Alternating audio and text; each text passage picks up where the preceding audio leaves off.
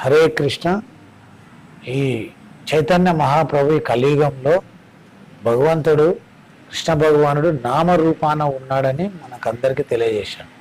So అందువల్ల మనం హరే కృష్ణ కృష్ణ కృష్ణ హరే హరే, హరే రామ రామ రామ హరే హరే అనే ఈ మహామంత్రాన్ని ఎవరైతే ఒక్క మాల అంటే 16 మాలలు చేస్తూ ఉన్నారు ఇస్కాన్ దీక్ష సభ్యులు.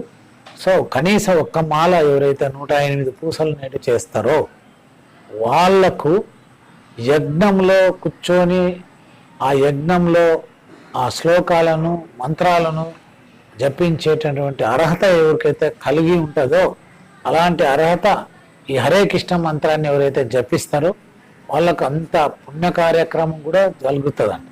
అంటే వాళ్ళు ఎవరైతే హరే కృష్ణ మంత్రాన్ని నామస్మరణ ఎప్పుడు ఈ నాలుక పైన చేసుకుంటూ ఉంటారో భగవంతుడు